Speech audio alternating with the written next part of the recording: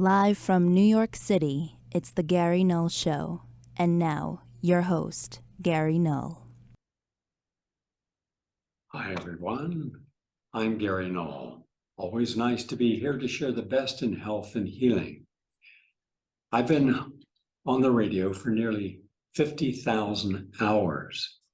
WR, WABC, ABC Network, WEVD, and the Progressive Radio Network, WVAI, WMCA.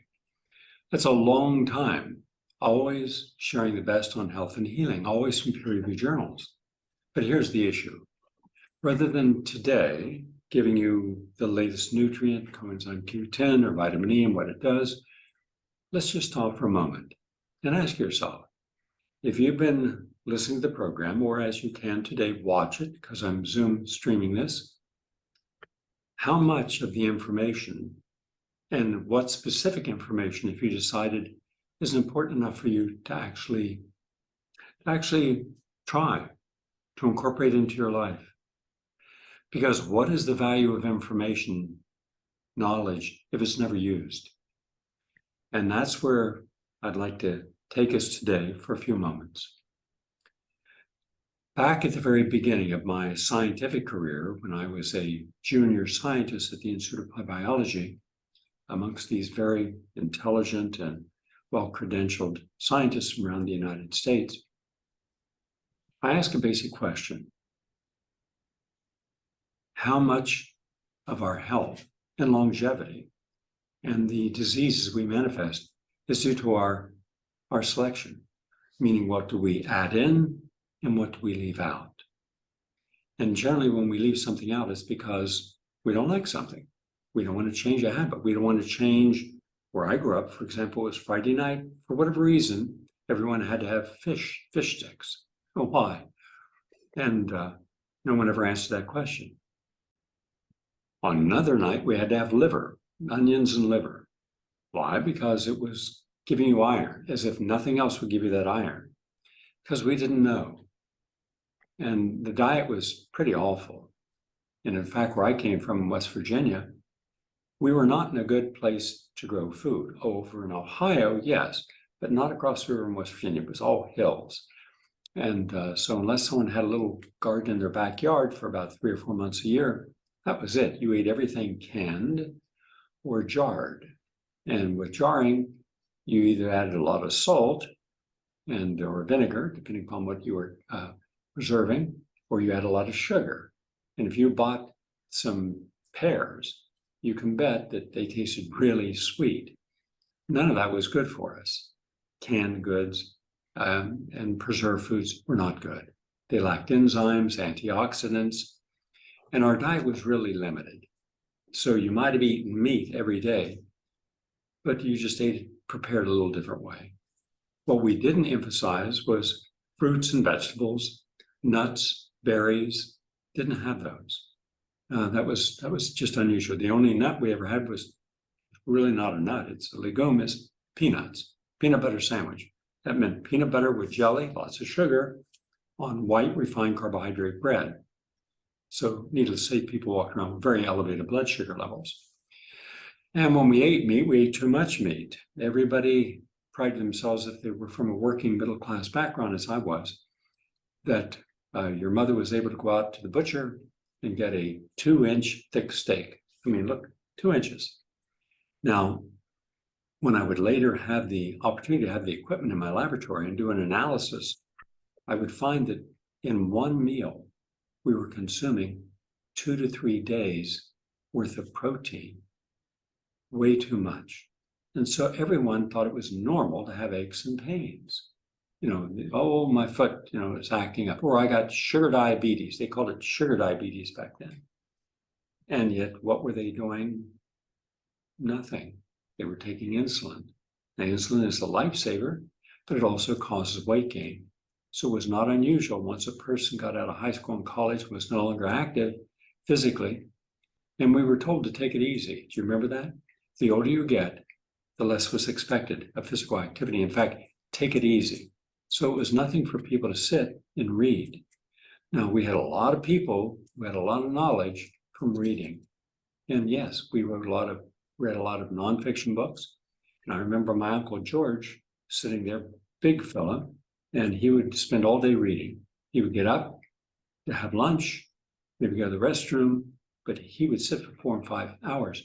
When people went to work, they were expected to stay in their chairs for 8 hours, only taking breaks, what they called a coffee break in mid-morning, afternoon, and lunch break. Otherwise, and then you get home, you sit. Now, everything we were telling people to do was just the opposite of what they should have done. So we lived in a vacuum of misinformation, some of it intentional, some of it just because we didn't know. And we thought that as long as you had a glass of orange juice, you got all the vitamin C you needed. No, it wasn't. And most people had subclinical scurvy. And so we were really unhealthy. It was an exception for a person to live a longer life back then. And everybody smoked. Everybody drank, not to get drunk, but social drinking.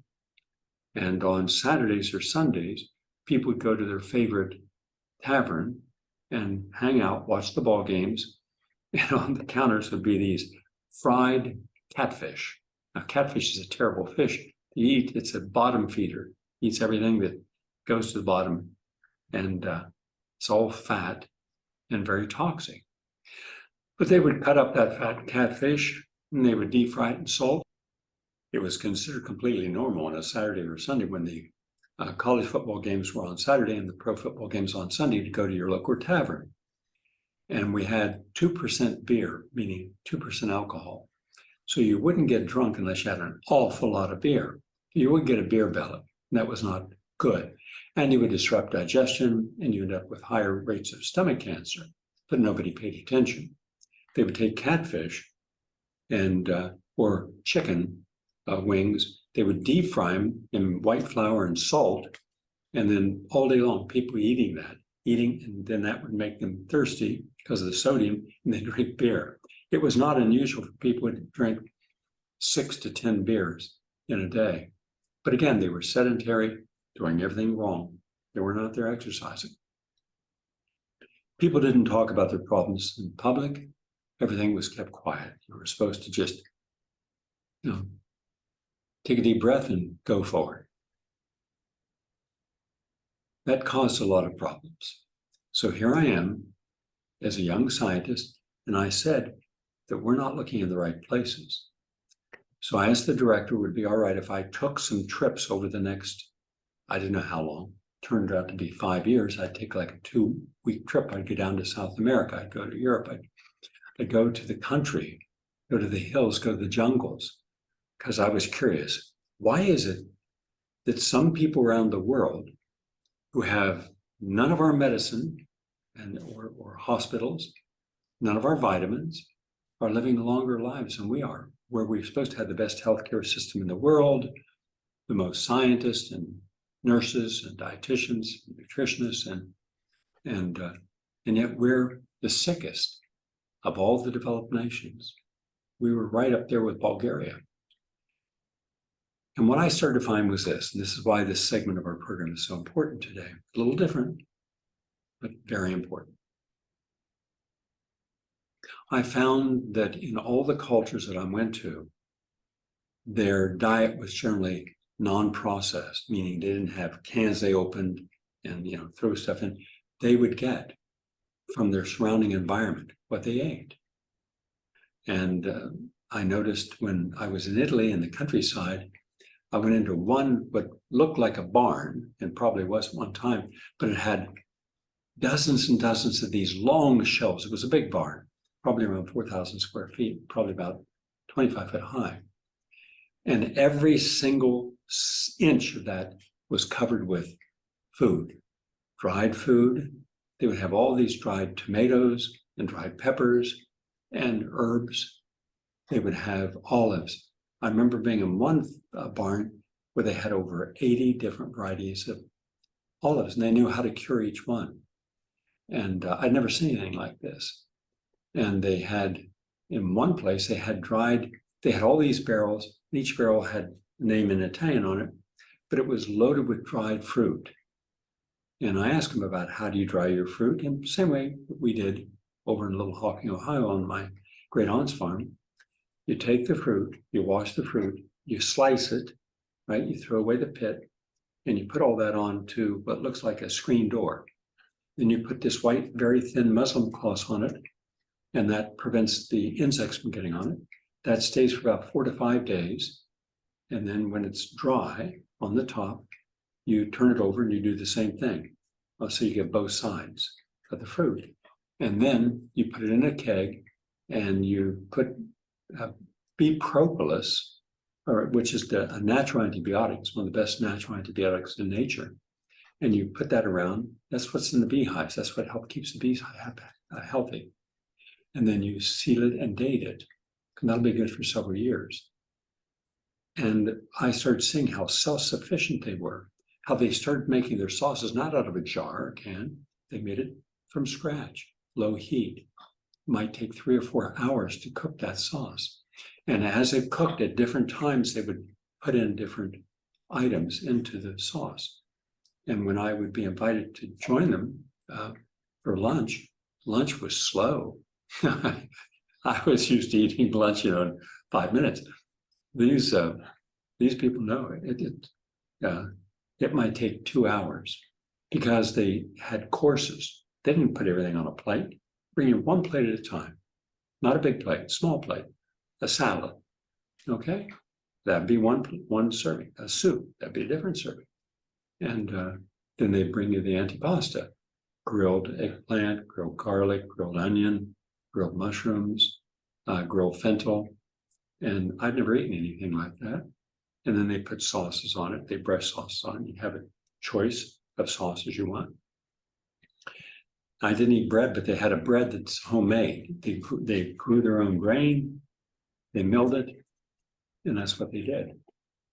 Very unique. But most importantly, they kept active. In fact, I saw people in their 80s and 90s. And this, by the way, is Sweetie. When I'm not video streaming, you don't see her, but she sits on my shoulder when I do every one of my radio shows. Yes. She's 22 years old, a rescue. In any case, so here I'm working with, I'm working with people trying to understand how they're living longer lives. And I saw first they were more active. They were always busy. Secondly, they ate healthy foods that were more natural. And they took their time eating. Nothing was rushed. And anything that had to be discussed was discussed at this meal. And then they let stuff go. Everywhere I went, they said, you faced issues in life, then you let it go. You can't keep taking it with you. One guy, one gentleman who was 93 in Italy, when I was speaking with him, he said, when we have things in life that we're not happy with, we have to let it go. Otherwise, it's like dragging a dead dog on a rope around with you every day. You can't bring the dog back to life. When you speak with people from other cultures, other ethnicities, who have a different background, who look at life differently, there's where you learn the little nuances that we don't have right now in our society and haven't for a long time. The power of belief in something greater than yourself. And it starts with the power of the family, the importance of the family, the importance of those relationships, where the older people were always looked upon as the wise men and women of a family and of a whole village. And they always felt relevant. And they talked about how to the day they die, they feel that their life is still important. Yet in our society, the older you get, the less relevant you are. Ask the average woman in the United States, do you feel that you're still as attractive to other people at 50 as you were at 20? The answer is, of course not. So we are an ageist society. We value people based upon their looks, their income, their social status, their education. And we start matching what we need, we think we need or want, with what's available. And that creates a lot of anxiety once you get past a certain age. Once you've, let's say you're in your 40s and now you're divorced or widowed, and you don't think that's important. Well, in our society, as in other societies, they have a whole group of people that support you in every transition you go through in life. From marriage to death, they're there. They're there to explain things you otherwise wouldn't know on your own necessarily. And so when I finished my trips, at the end of 5 years of doing this, off and on, I prepared a chart on longevity. And I've added to it, but it came down to this. And this is why I want to share this with you. This is the point of this whole in-depth conversation. The more change you're able to make in a positive way that allows you to harmonize with life's truths, starting with who am I? What is my purpose?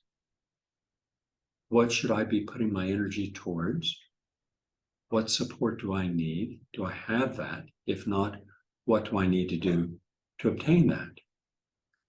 That's important because the best vitamins, NAD, PQQ, these very important pycnogenol and resveratrol, all these nutrients that we can prove allow you to live a longer life if you have adequate amounts.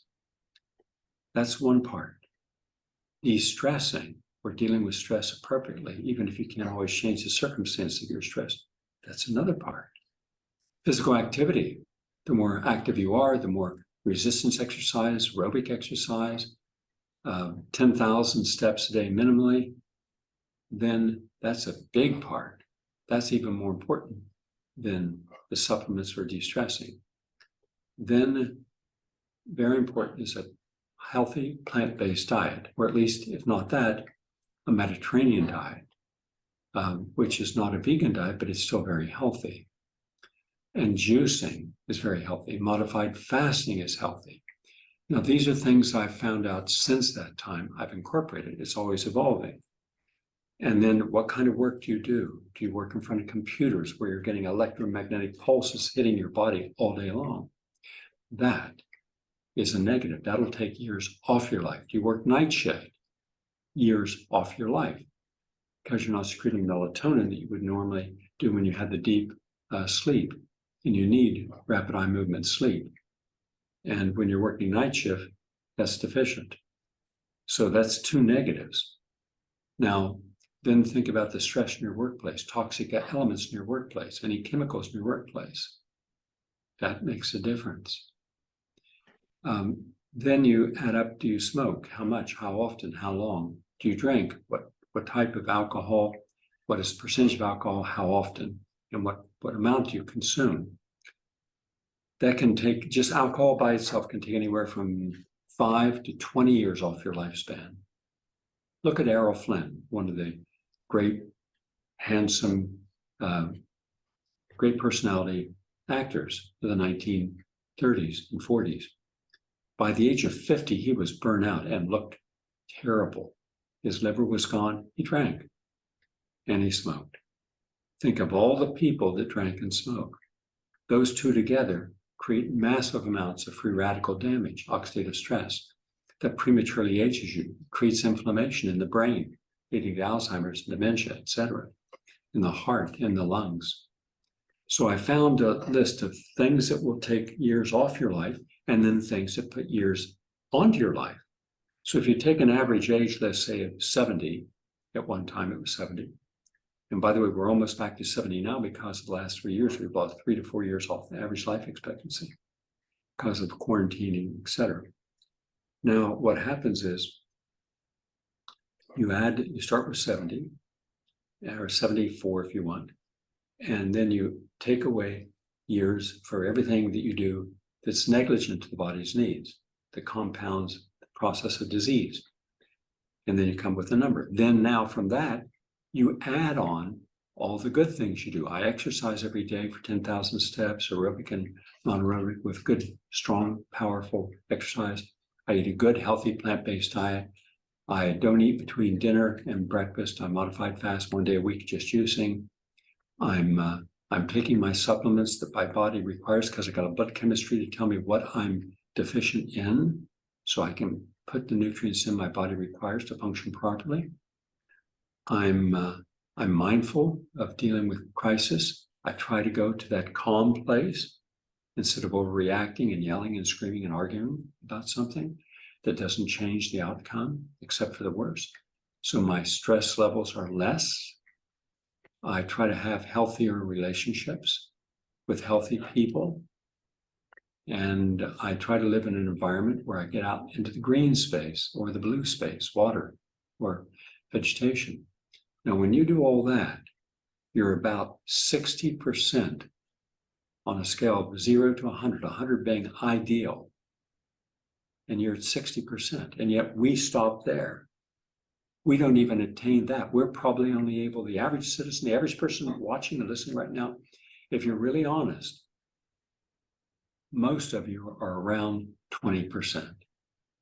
Yeah, you'll have some juices when it's convenient, and you won't make your own if you can buy them bottled, but the bottle's not as good as the making it your own.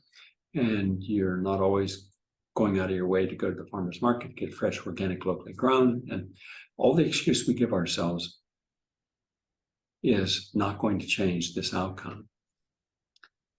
What's missing? What is the single most important part of being healthy? More than anything else, nothing can compare to it. Being happy. Happiness is the foundation upon which everything else is built. Happiness is not a thing. We don't go out there and buy happiness, yet we try. Look at all the people, look at all the professional class, look at all the millionaire class, look at their children. Well, you're looking at about 70 million Americans. 70 million. Now we have about 331 32 million Americans, more or less. So you're talking about a high percentage of the American population believe that if they only went to that school, if they got that degree, if they got that honor, if they got that acknowledgement, if they got that, but purchased that house and certainly that plane and got to buy those designer jewelry items and got to get those, Gucci shoes. And once you start thinking that's how I'm getting happy, and then you brag about it, you show the world, I'm happy. Look at this. Look at this. Look, I'm eating toast with a gourmet avocado topping on it. Yeah, I had to, it was $24 in the store, and I could have bought the avocado and bought the toast done it myself for $4. But hey, I'm successful enough, I can afford to buy my happiness. No, you can't. In my career, I've counseled tens of thousands of individuals, at least 3,000 or more, who are very successful, many very famous, Academy Award winners and members of royal families. I've counseled a lot of people. I haven't met any of them that are happy. I've met many who are highly motivated to be happy, but they thought that just possessing stuff, the more stuff I accumulate, the more friends I have, the more pictures I have out in the world, people looking and say, oh, I wish I. No, that's not happiness. And what taught me that? That this is the basis of all healing and prevention. All those people I met around the world, in Spain, in the Bahamas, in Trinidad, and up in the mountains, the Blue Mountains down in Jamaica. Yeah, the hut doctors and all the people. Not the people in the metropolitan cities, not the people in the suburbs, people in the country. And those are the people who said, happiness begins with your family, with your community, with your common beliefs, with the daily rituals that give you empowerment and meaning, and understanding your uniqueness of your own gifts, what you can contribute, and what you receive in that exchange. So that's why I don't care where you are on earth. If you show me people who are happy, I'll show you people who have a leg up on living a longer life. Now, when you're happy, There may be challenges. You may have to defy some of the beliefs. You may have to challenge and deconstruct some of the rituals and perceptions you've had of how to live, what to do. If you doubt me on that, just look at all the people who lined up to take the vaccine before doing their homework. They just trusted authority. And now look at the consequences. Everything we were taught is being challenged. And now those people have to live with the angst, the dread, the fear. Well, something happened to me because of this. Will they change? Probably not. When you look at people who are living in the wrong place and they're living right in harm's way, like the latest hurricane that just happened, a category 4 to 5 hurricane. I was right here in it, but I was prepared. When I went out, I found not a single one of my neighbors had a generator. So I bought 5 extra generators. They'll keep a house going, with whether it's a diesel or gasoline, at least until electric comes back on. But they didn't do that. No one had really stored anything to get through it, and especially down by the ocean. I've spoken with probably 200 of the people for the last month since that hurricane. Every single person told me the same thing. We didn't believe it would be that bad, so we didn't do anything. So you see out in the streets, huge mounds of furniture. All the furniture destroyed because the water went in. That 12-foot tidal wave went in for almost a mile and just soaked everything. Some people said their house was filled with water for 8 days. And no one thought, maybe this is a belief in the certainty of my safety, and look at what it cost them. But we should have learned this from Hurricane Sandy. We didn't. And from Sandy, we should have learned from Hurricane Katrina, and we didn't. So we seem to learn nothing, and yet we expect a good outcome. So I'm just asking people in this audience who are watching and listening now, stop for a moment. Get real and get honest. Why haven't you made all the changes with all the information? It's like saying, I'm thirsty for knowledge. Here's a glass. It's not enough. Here's a bucket. It's not enough. Here's a bathtub. It's not enough. Here's a gigantic container ship filled with knowledge. It's not enough. At what point do you have enough to feel that you can make the changes and feel comfortable about the changes you're making? And most people, unfortunately, in the world today, they're not making the changes they need to. And as a result, they feel absolutely helpless and overwhelmed by the crises that are occurring. The crisis of obesity, the crisis of diabetes, the crisis of heart disease, cancers, inflammatory conditions, neurodegenerative conditions, Alzheimer's, Parkinson's, ALS. And most of this could have been prevented had we simply started with the idea, am I truly happy? Now, there are people who are truly happy. And there are people who are truly happy and then open to seeing what they can change to be healthier, to live a longer life. At least happiness grounds you in the idea that you can now explore. If you've enjoyed your life, would you like to live another 5, 10, 20 years in good health? Or are you at that age where you say, well, I've been there, done that, lived my life, worked hard. I'm ready. I'm retired, so I'm just waiting on to die. But hopefully without pain. That's not the way we should be thinking. Then there's something inherently maladjusted within that belief system. I should not have to be more concerned about your health than you are concerned about your health. I should not be out there leading demonstrations against corporate criminals to fight for your rights and benefits. You should be there too. Just a thought. Back in a moment. Please stay with us. Are you tired of closed-minded programming? Well, look no further than PRN.Live, the home for progressive voices.